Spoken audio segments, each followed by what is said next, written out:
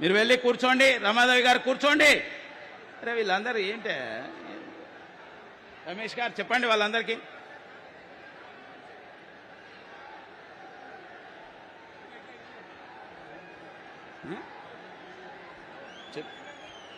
ఎవరు కూడా డయాస్ పైన నిలబడొద్దు, అందరూ కూడా దయచేసి ఎవరు కూడా వారి ముందుకు రావద్దు, ప్లీజ్ ప్లీజ్. ఇప్పుడు మన యొక్క ఆదిలాబాద్ శాసనసభ్యులు శ్రీ సోయం బాబురావు గారిని మాట్లాడవలసిందిగా కోరుతున్నాను.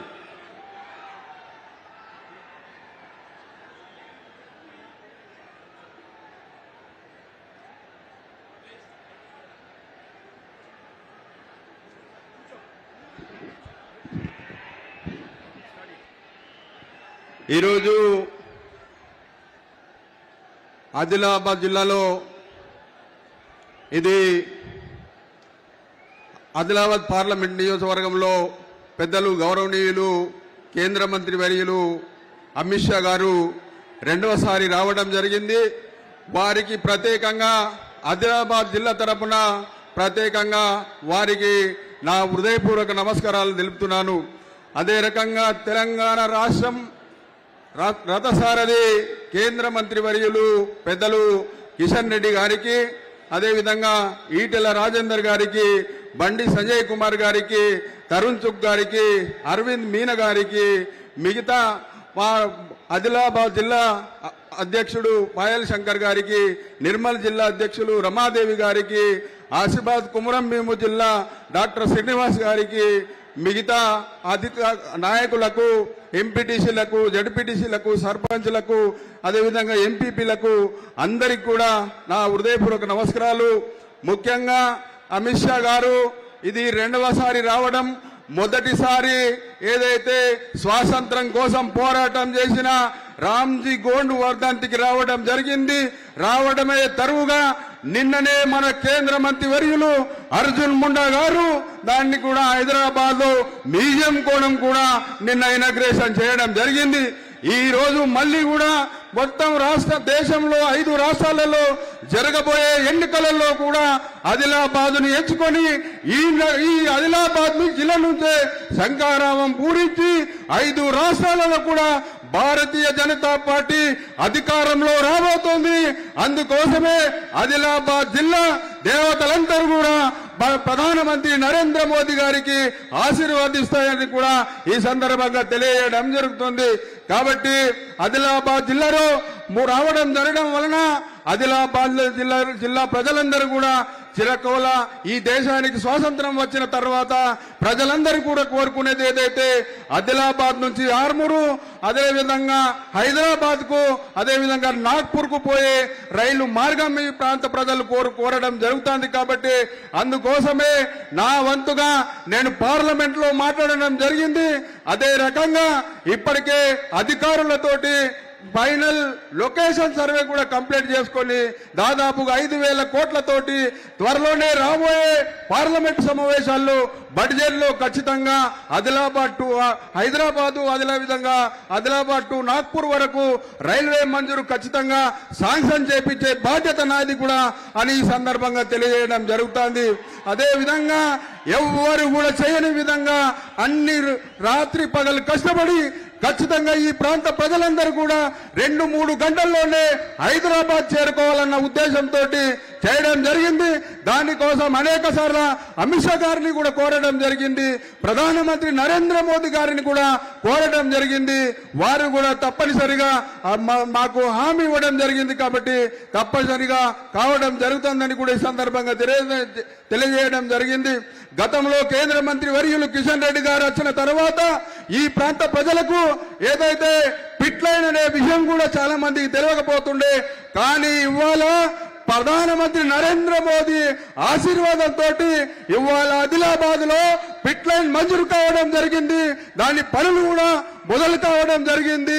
రాబోయే రోజులలో ఆదిలాబాద్ జిల్లాలో దాదాపుగా 50 ట్రైన్లు ఇక్కడ నుంచి నడిచే అవకాశం ఉన్నది. కాబట్టి అందుకోసమే ప్రధానమంత్రి నరేంద్ర మోదీ గారు ఏదైతే ప్రజలకు ఇచ్చిన మాట మాట ఇవ్వకుండా దాన్ని ఖచ్చితంగా నిలబడే తత్వం భారతీయ జనతా పార్టీది. కాబట్టి ఖచ్చితంగా మనమందరం కూడా రాబోయే రోజులలో ఏదైతే ఎన్నికలు రాబోతున్నాయి కాబట్టి ఆ ఎన్నికలలో కూడా ప్రతి ఒక్కరం కూడా రాత్రి పగలు కష్టపడి ఖచ్చితంగా 7కి 7 గెలిపించడానికి ప్రయత్నం చేద్దామని కూడా ఈ సందర్భంగా తెలియజేయడం జరుగుతుంది.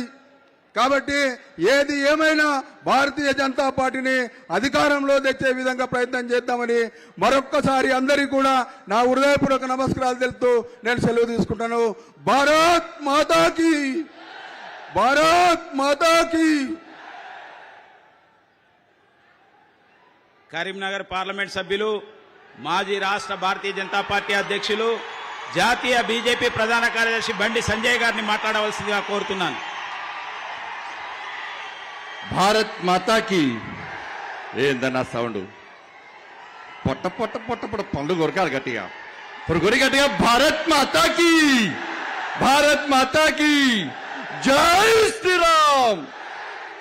వందే వందే.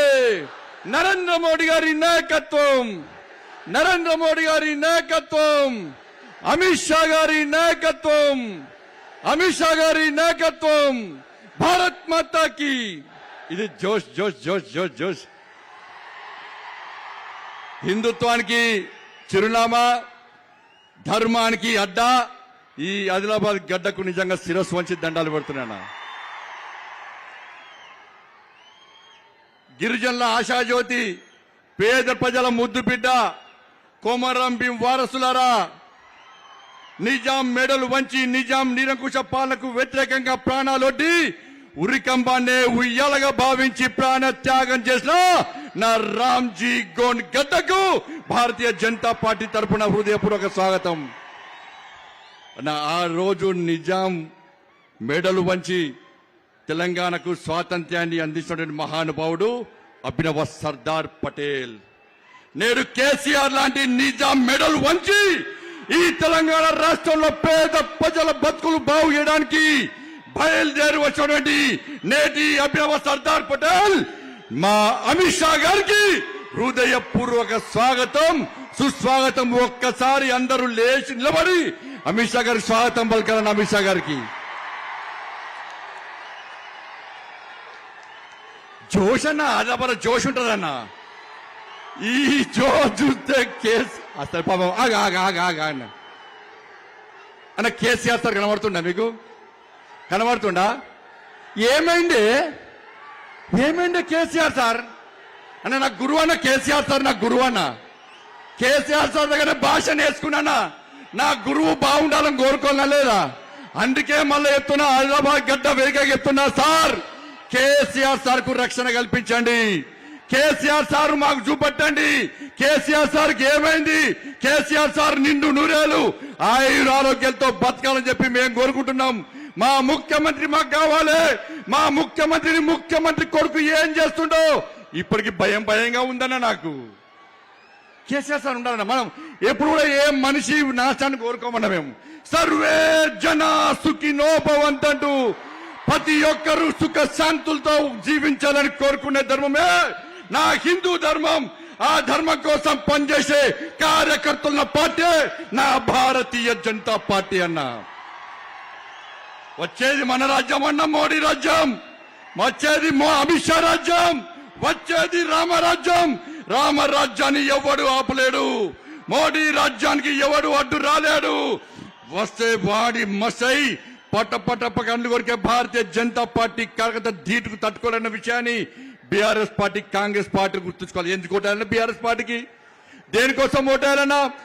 అరే గిరిజనుల పోడు భూములకు పట్టాలు ఇచ్చినట్టయితే, 12% రిజర్వేషన్లు ఇచ్చినట్టయితే వేయండి ఆ పార్టీకి ఓటు. అరే 1వ తారీఖు జీతాలు ఇచ్చి, ప్రమోషన్లు ఇచ్చి, మీకు ట్రాన్స్ఫర్లు చేస్తే ఇవ్వండి ఆ పార్టీకే ఓటు. ఇలా పేద ప్రజలకు ఇళ్ళ పట్టాలు ఇస్తే ఇవ్వండి ఆ పార్టీకే ఓట్లు.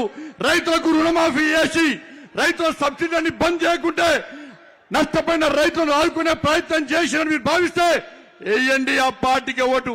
మహిళల మీద అత్యాచారం ఆపే దమ్మున్నటువంటి పార్టీ అదే అయితే వేయండి ఆ పార్టీకి ఓటు. అరే టీఎస్పీఎస్సీ పేపర్ లీకేజ్ అయితే 30 లక్షల బతుకు బర్బాద్ అయిందన్న.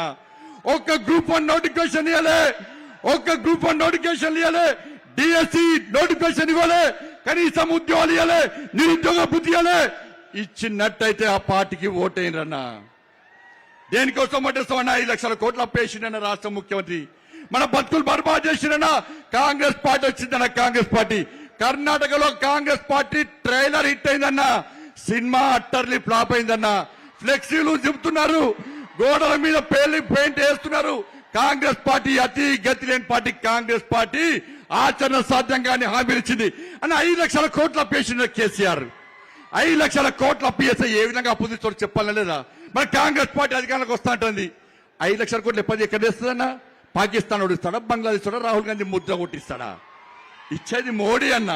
మోడీ గారు పైసలు ఇస్తే కాంగ్రెస్ పార్టీ దొబ్బిపోతారన్న. మోడీ గారు పైసలు ఇస్తే టీఆర్ఎస్ పార్టీ దొబ్బిపోతూనే ఉన్నారన్న. కాబట్టి ఇక్కడ అప్పు తీరాలంటే, తెలంగాణ రాష్ట్రం బాగుపడాలంటే, పేదల బతుకులు బాగుపడాలంటే ఒక బీసీ నేత అయినా నరేంద్ర మోడీ గారి నేతృత్వంలో తెలంగాణ రాష్ట్రంలో పేదల రాజ్యం రావాలి. ఒక బీసీ నేత మోడీ కాబట్టి ఈ పార్టీలో పుట్టినవన్నా మోడీ గారిని ఇబ్బంది పెట్టే ప్రయత్నం చేస్తున్నాయన్నా. కానీ వచ్చేది మన రాజ్యం, మోడీ రాజ్యం. ఇవన్నీ అభివృద్ధి గురించి మాట్లాడుతున్నామన్నా. కానీ భారతీయ జనతా పార్టీని మతతత్వ పార్టీ మర్చిపోతామన్నా.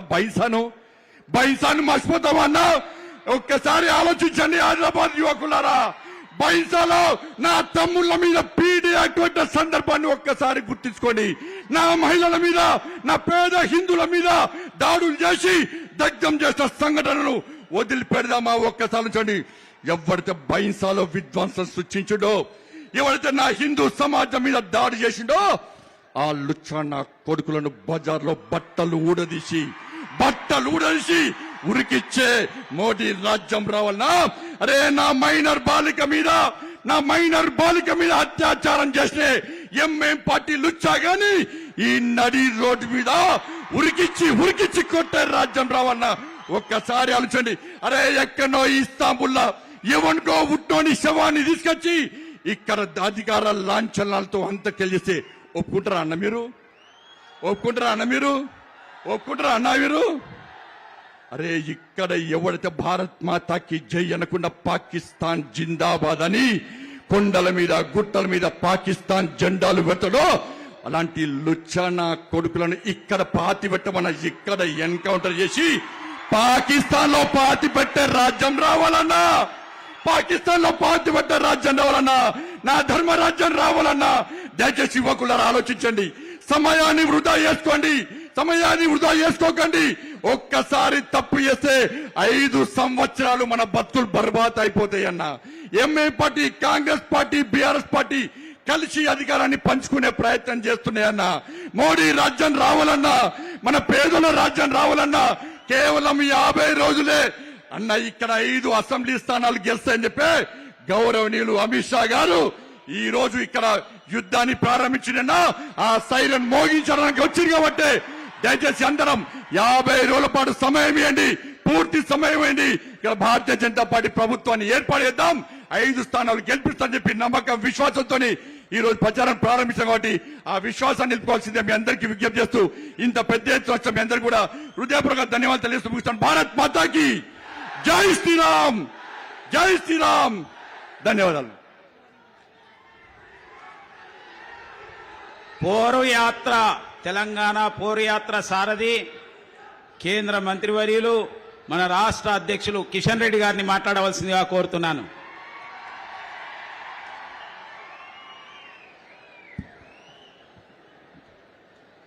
భారత్ మాతాకి. మనమందరం కూడా కొమరం భీం వారసులము, రామ్జీ గోండ్ వారసులము, గిరిజన బిడ్డలము, ఆదిలాబాద్ గడ్డ మీద ఉన్నాము. నరేంద్ర మోడీ గారి నాయకత్వంలో ఈరోజు భారతీయ జనతా పార్టీ దేశంలో పరిపాలిస్తున్న సందర్భంగా 3వ హ్యాట్రిక్ సంపాదించడం కోసం నరేంద్ర మోడీ గారు రాబోతున్నారు. కాబట్టి మన నినాదాలన్నీ కూడా హైదరాబాద్ లో ఫామ్ హౌస్ లో ఉన్నటువంటి కేసీఆర్ కుటుంబ సభ్యులకు, దారు సలాంలో ఉన్నటువంటి ఎంఐఎం రజాకార్ల వారసులకు వినిపించాలి. భారత్ మాతాకి, భారత్ మాతాకి, భారతీయ జనతా పార్టీ నరేంద్ర మోడీ గారి నాయకత్వం, అమిత్ షా గారి నాయకత్వం, జగత్ ప్రకాష్ నడ్డా గారి నాయకత్వం, ఆదిలాబాద్ చుట్టుపక్కల ప్రాంతాల నుంచి వచ్చినటువంటి పార్టీ పెద్దలకు, ఈనాటి కార్యక్రమానికి ముఖ్య అతిథులుగా వచ్చినటువంటి అభినవ సర్దార్ పటేల్ గా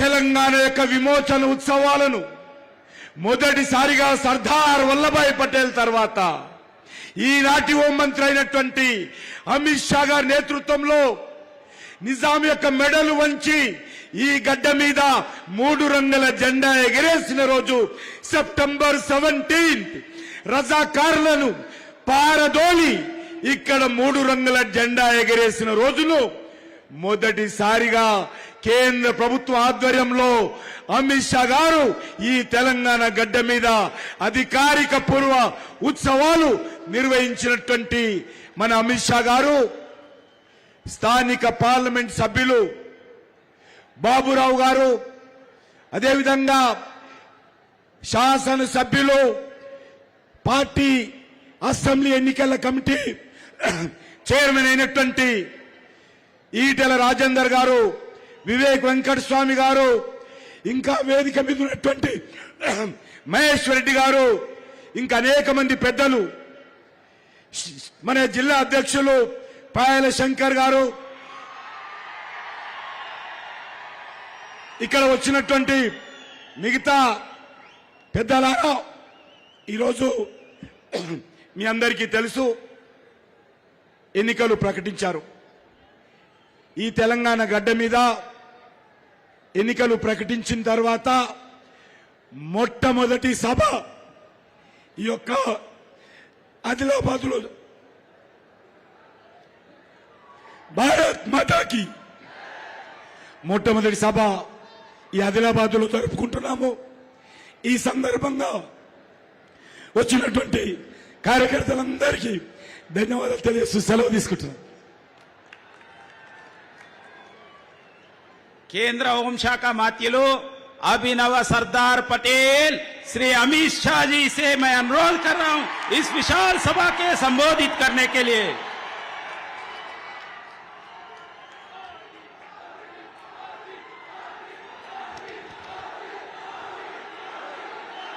मोदी मोदी मोदी मोदी मोदी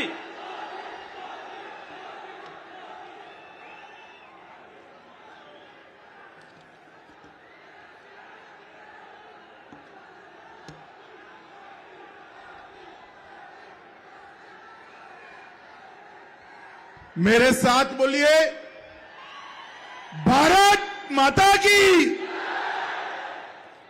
क्यों भाई, क्या हो गया आप लोगों की आवाज को? यहां से हैदराबाद केसीआर तक आवाज जानी चाहिए। मेरे साथ दोनों हाथ उठाइए। केसीआर को बदलकर मोदी सरकार बनाने की मुट्ठी बींचिए और प्रचंड आवाज से बोलिए भारत माता की। मंच पर उपस्थित तेलंगाना भारतीय जनता पार्टी के अध्यक्ष और केंद्रीय मंत्री श्रीमान किशन रेड्डी जी, भारतीय जनता पार्टी के पूर्व अध्यक्ष और सांसद श्री बंडी संजय कुमार जी,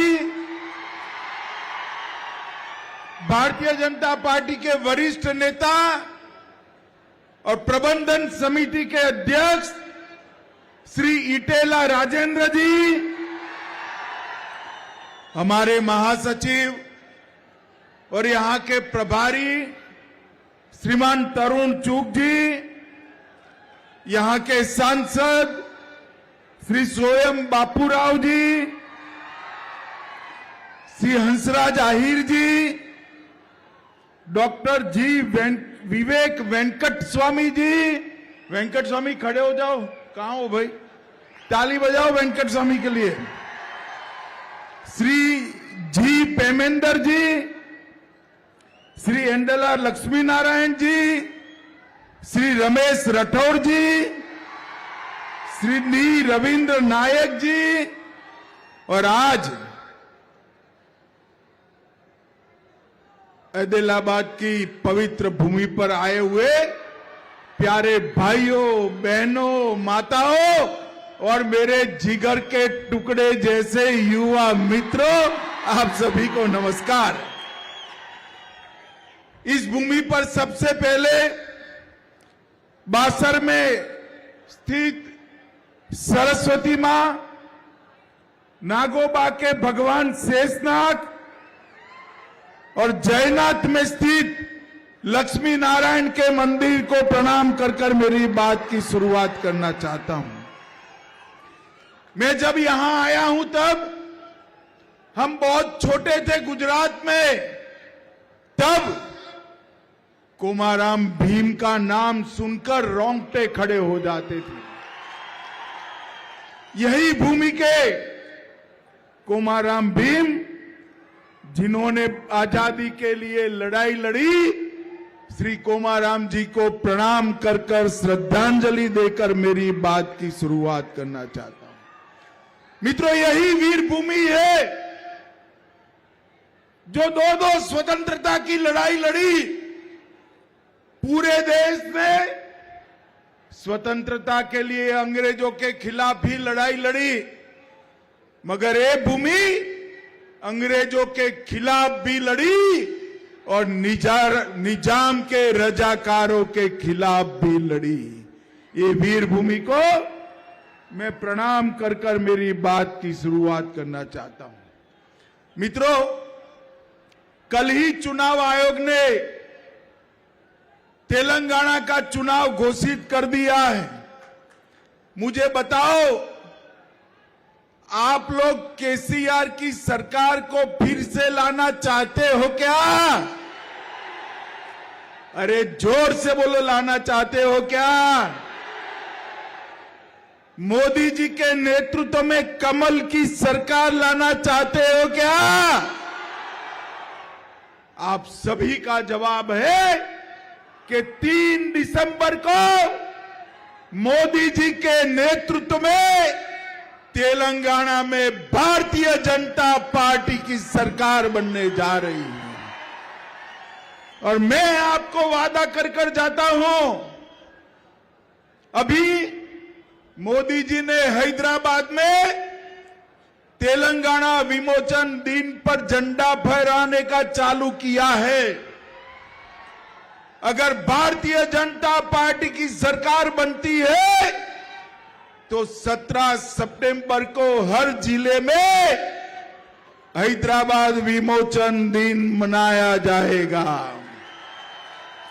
भाइयों और बहनों, चुनाव चाहे 2019 का हो या 14 का, आपने मोदी जी को भरपूर प्यार दिया है, मगर अब समय आ गया है कि तेलंगाना को डबल इंजन सरकार चाहिए। डबल इंजन का मतलब समझते हो ना? समझते हो या नहीं समझते हो? डबल, अभी सिर्फ ऊपर मोदी जी है, डबल इंजन का मतलब है नीचे भी मोदी, ऊपर भी मोदी। डबल इंजन सरकार लाना चाहते हैं ना? अभी अभी मोदी जी यहां आए थे 23 अक्टूबर को, अभी मोदी जी आए थे अक्टूबर महीने में ही 3 परियोजनाओं का उद्घाटन किया। एक, समक्का सरक्का सेंट्रल आदिवासी यूनिवर्सिटी की स्थापना की है। हमारा एक क्षेत्र आदिवासी बहुल क्षेत्र है। सालों से 2014 से मोदी जी यहां सेंट्रल आदिवासी यूनिवर्सिटी बनाना चाहते थे। एक केसीआर सरकार जगह नहीं देती थी।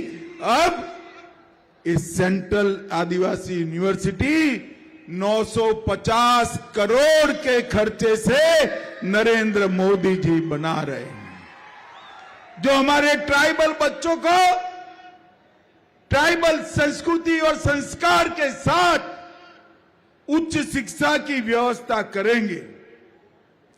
हमारे तेलंगाना में हल्दी का क्रॉप ज्यादा होता है। हल्दी के क्रॉप के लिए नेशनल टर्मरिक बोर्ड, जो हल्दी के क्रॉप की वैल्यू चेन और एक्सपोर्ट भी बढ़ाएगी, हल्दी के क्रॉप के लिए नेशनल टर्मरिक बोर्ड भी बनाने की शुरुआत नरेंद्र मोदी जी ने की है। और तीसरा, सालों से KCR Krishna water dispute tribunal 2 का गठन के लिए कोई कदम नहीं उठाते थे। मोदी जी ने कृष्णा वाटर डिस्प्यूट ट्रिब्यूनल 2 के गठन के लिए कैबिनेट में प्रस्ताव कर तेलंगाना के पानी की चिंता करने का काम नरेंद्र मोदी जी ने किया है। और यहां पर इतने सारे लोग हैं, माताएं बहनें भी है। अभी अभी मोदी जी ने विधानसभा और लोकसभा में 33% आरक्षण कर काम किया है। भाइयों और बहनों, ये केसीआर की जो सरकार है 10 साल तक चली। 10 साल तक केसीआर ने तेलंगाना के गरीब का काम नहीं किया। किया है क्या? जोर से बोलो, किया है क्या? किसान का काम नहीं किया। किया है क्या? दलित का भी नहीं किया और आदिवासी का भी नहीं किया। मुझे बताओ ट्राइबल भाइयों बहनों, केसीआर सरकार ने आदिवासियों के लिए कुछ भी किया है क्या?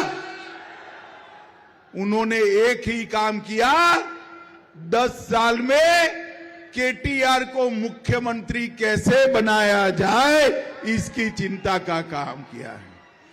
ये जो मुख्यमंत्री है उनका एक ही लक्ष्य है, अपने बेटे केटीआर को मुख्यमंत्री बनाना। और हमारा लक्ष्य है आदिलाबाद के हर ट्राइबल जवान को नौकरी, शिक्षा और किसान के खेत में पानी पहुंचाना। माताओं, भाइयों, बहनों, हर गरीब के घर में शौचालय पहुंचाने का काम अगर किसी ने किया तो नरेंद्र मोदी जी ने किया। हर गरीब को घर देने का काम किसी ने किया तो नरेंद्र मोदी जी ने किया। हर महिला को गैस का सिलेंडर देने का काम अगर किसी ने किया तो हमारे नरेंद्र मोदी जी ने किया। और मित्रों, हर किसान के बैंक अकाउंट में हर साल 6,000 रुपया देने का काम अगर किसी ने किया तो नरेंद्र मोदी जी ने किया। नरेंद्र मोदी जी ने 9 साल के अंदर हर गरीब, हर पिछड़े, दलित और आदिवासी, इसको आगे बढ़ाने का काम किया है। और केसीआर ने केवल अपने परिवार को आगे बढ़ाने का काम किया है। भाइयों और बहनों, आपके पास 2 विकल्प है। एक बार अपने बेटे बेटी की चिंता करने वाले केसीआर की सरकार और दूसरी ओर गरीब, पिछड़े, दलित और आदिवासी की चिंता करने वाले नरेंद्र मोदी जी की सरकार। मुझे बताओ, आप नरेंद्र मोदी जी की सरकार चाहते हो या नहीं चाहते हो? कमल फूल की सरकार चाहते हो या नहीं चाहते हो?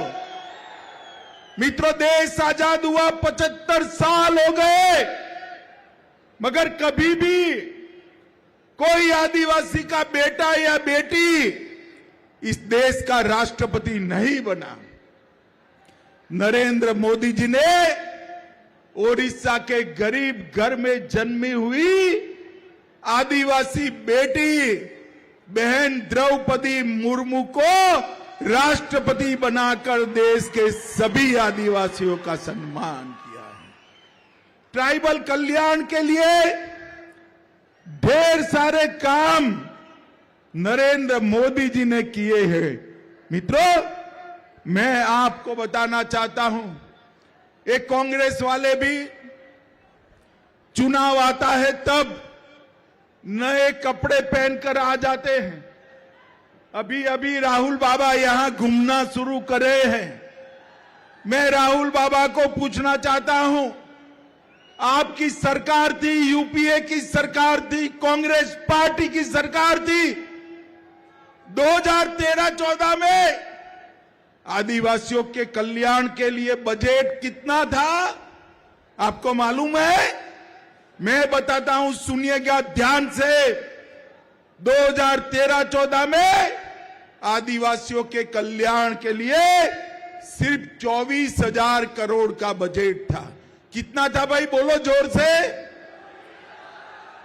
और मोदी जी ने 2023-24 आते आते आदिवासी कल्याण के लिए 24,000 करोड़ से बढ़ाकर 1,24,000 करोड़ रुपया करने का काम किया है। कांग्रेस ने आज तक केवल और केवल गरीबी की बात करी, गरीबों की बात करी, गरीबों के लिए कुछ नहीं किया। 12 लाख करोड़ का घपला, घोटाला, भ्रष्टाचार ये इंडी गठबंधन वाली कांग्रेस पार्टी ने किया है। नरेंद्र मोदी के 9 साल के शासन में कोई हमारे विरोधी भी हम पर भ्रष्टाचार का आरोप नहीं लगा सकता। मित्रों, नहीं लगा सकता। नरेंद्र मोदी जी ने 15 नवंबर को जनजातीय दिवस, जनजातीय गौरव दिवस मनाने का काम किया और देश भर के ट्राइबल भाइयों बहनों को, आदिवासी भाइयों बहनों को भगवान बिरसा मुंडा के साथ जोड़कर गौरव प्रदान करने का काम हमारे नेता नरेंद्र मोदी ने किया। 200 करोड़ रुपया खर्च कर देश में 10 जगह पर आदिवासी स्वतंत्र सेनानियों का संग्रहालय बनाने का काम नरेंद्र मोदी जी ने किया है। और मित्रों, जनजाति क्षेत्रों में जल से नल के माध्यम से 1,10,00,000 आदिवासी घरों में पीने का पानी और 50 लाख लोगों को घर देने का काम हमारे नेता नरेंद्र मोदी जी ने किया है। एक केसीआर ने जितने वादे किए थे, एक भी वादा पूरा नहीं किया। यहां अस्पताल बनाना था, अभी आधा अधूरा पड़ा है। आदिवासियों के लिए ढेर सारे वादे किए थे, एक भी वादा पूरा नहीं किया। आदिलाबाद में हवाई पट्टी बनानी थी, नहीं बना पाए। और 2 बेडरूम वाले घर आदिवासी भाइयों को देना था, दिया है क्या आपको? 2 बेडरूम वाला घर दिया है क्या? एक केसीआर कभी भी गरीबों का काम नहीं करते हैं, केवल और केवल अपने बेटे बेटियों का काम करने का काम एक केसीआर सरकार ने किया है। माताओं, भाइयों, बहनों, मुझे बताओ, एक कश्मीर जो है हमारा है या नहीं है? जोर से बोलो, हमारा है या नहीं है? धारा 370 हटनी चाहिए थी या नहीं हटनी चाहिए थी? ये इंडी गठबंधन वाले, कांग्रेस पार्टी वाले, ये केसीआर, ये सारे लोग धारा 370 को बचाकर बैठे थे। नरेंद्र मोदी जी ने 5 अगस्त 2019 को धारा 370 को हटाकर कश्मीर को हमेशा के लिए भारत के साथ जोड़ने का काम नरेंद्र मोदी जी ने किया। मुझे बताओ युवाओं, अयोध्या में राम मंदिर बनना चाहिए या नहीं बनना चाहिए? जोर से बोलो, बनना चाहिए या नहीं बनना चाहिए?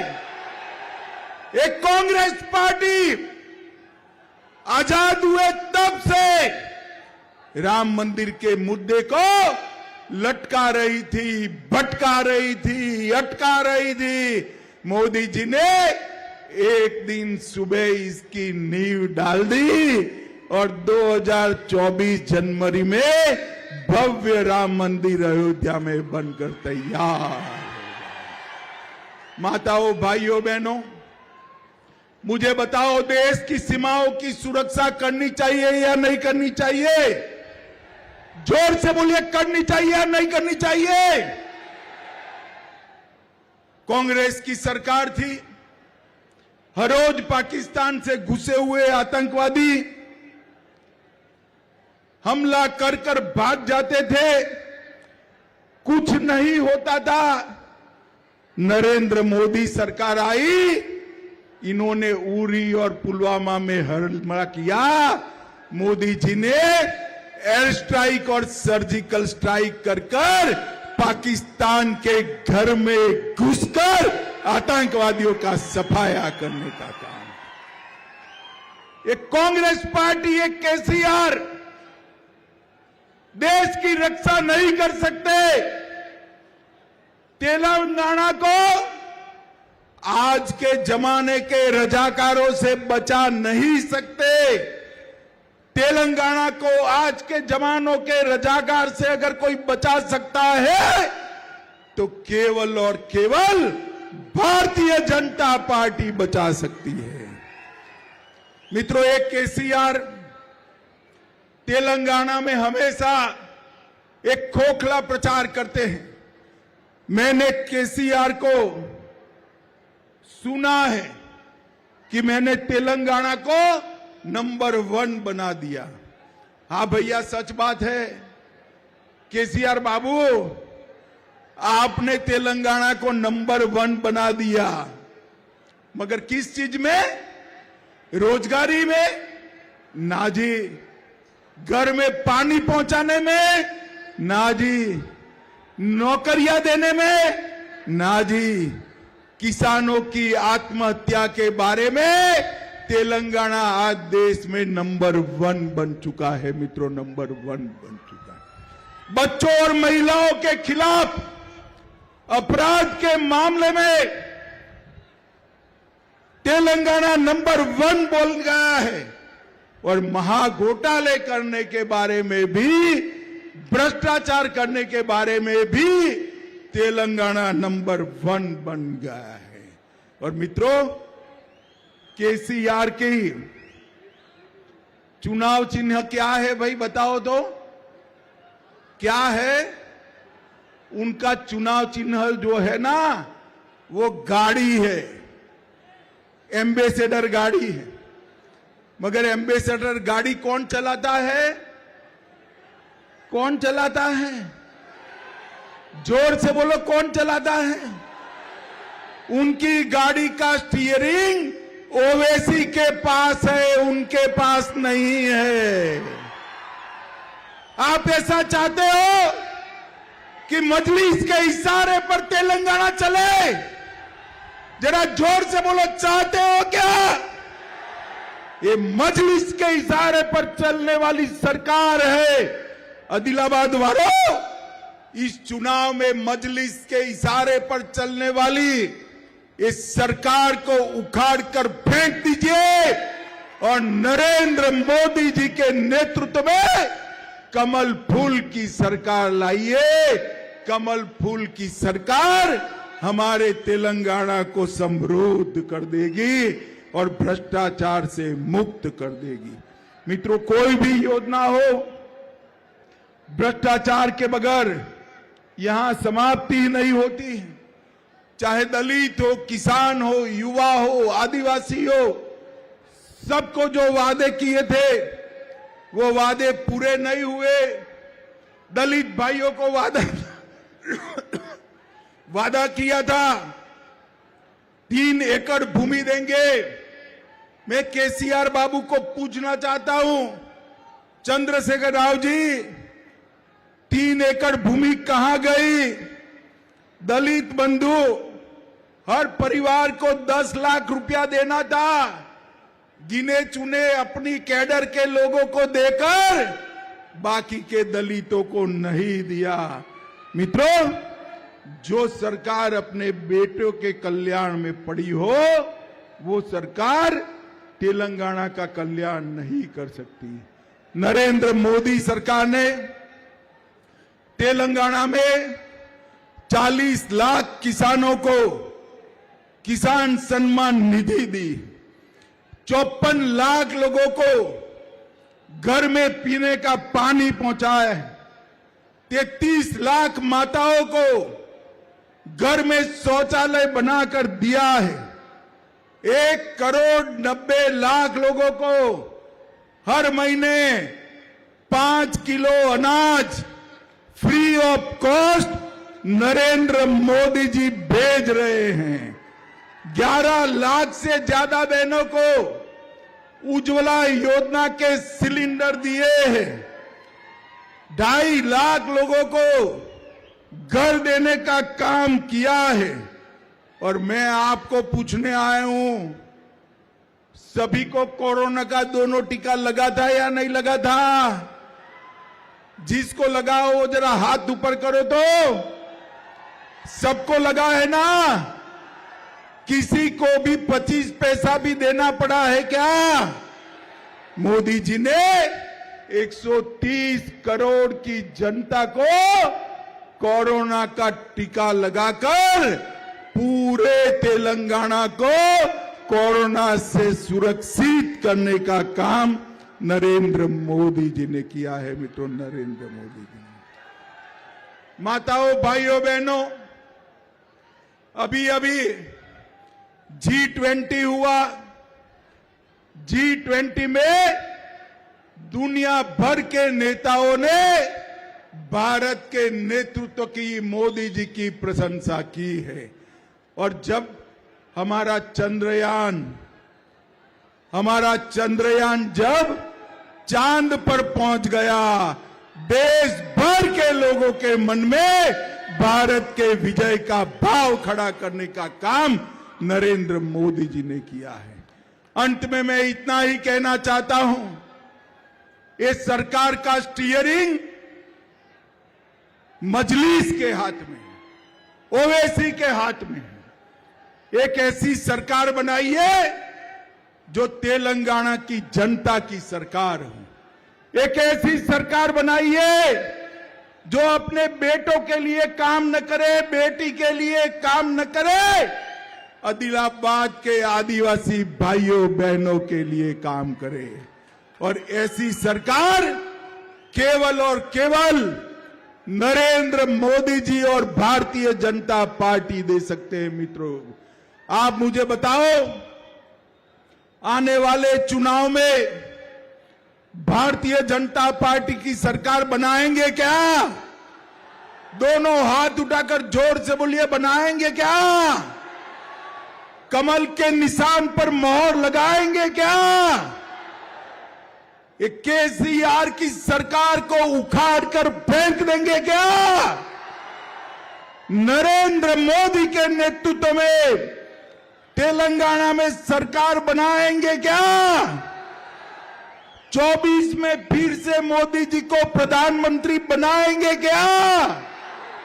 तो मेरे साथ दोनों हाथ उठाइए, विजय के संकल्प की मुट्ठी बींचिए और प्रचंड आवाज से बोलिए, भारत माता की, भारत माता की, भारत माता की।